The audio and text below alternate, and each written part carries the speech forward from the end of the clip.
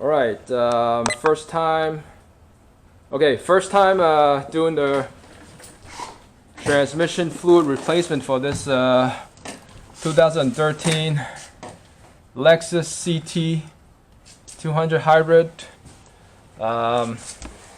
Just kind of show you my setup here. You know, it's a pretty small garage, a single car garage here in the townhouse here. My scissor lift, the car's on a scissor lift that I've been showing you guys on my channel. And so I called the guy at Valvoline about how much to do a transmission fluid change in the local shop. I think I believe what he said at the time was like is it either $220 or $240 to do the transmission fluid change. So I was like, man, I think I could do it for a lot cheaper on my own, because I already have all my tools. I got a lift here, I got kind of a bunch of tools here. Yeah, so what happened was I went to like Amazon, bought the transmission fluid, right? Bought the transmission fluid. This one is a Valvoline 1 ATF, I guess, number 1 ATF, full synthetic, max life multi-vehicle automatic transmission fluid. Okay, so for $60 on Amazon, we got the transmission fluid. We also got this manual hand pump to pump the transmission fluid into the vehicle, right? This guy came, so all together these two guys was $60 on Amazon when I bought it about like a month ago maybe. And so I just poured the transmission fluid into this pump reservoir. This is a manual pump. It came disassembled with like, you know, hoses and like ring clamps. So you got assembled together. This little valve, this metal valve here, opens and closes the hose. Yeah.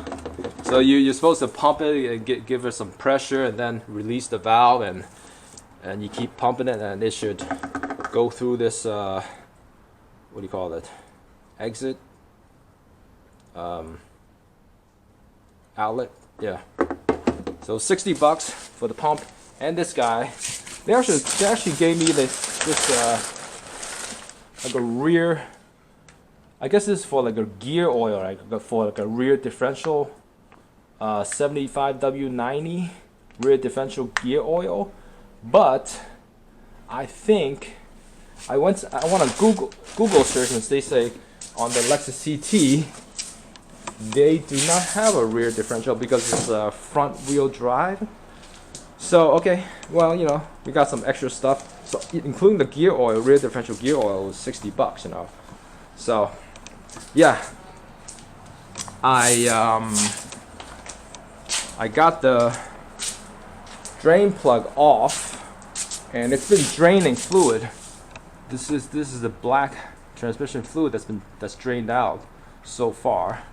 Okay, so I used a number, I think it's a 10 millimeter. Yeah, it's a 10 millimeter hex bit. You know, yeah, to access the two drain plugs. Sorry. These are two drain. The one is drain plug. Actually, this is the drain plug. This is the fill plug that came out from the top. So we can show you the locations of these two nuts that came out. Here is the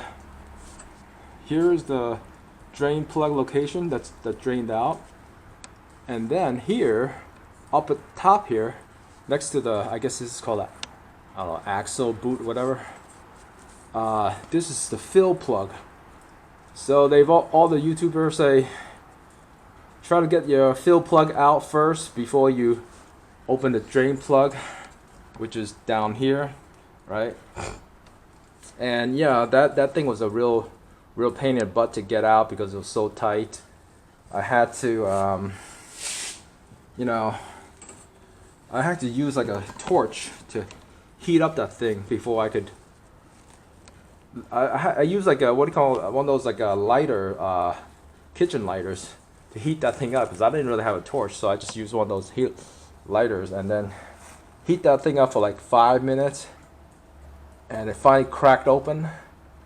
So I loosened that guy up, and now I drain it through here, and you can see the fluids is pretty much it's still a little bit dripping, but it's pretty much all out. So now I gotta use a pump, start pumping in fluid into the top, and try to get some of the new pink fluid to come out here, so I can kind of flush a little bit out, and then finally I'll fill up the drain plug, and then completely fill the transmission. So this is all, both these nuts are facing the passenger side. You know, if you go this way, that's the passenger side. Okay, yeah.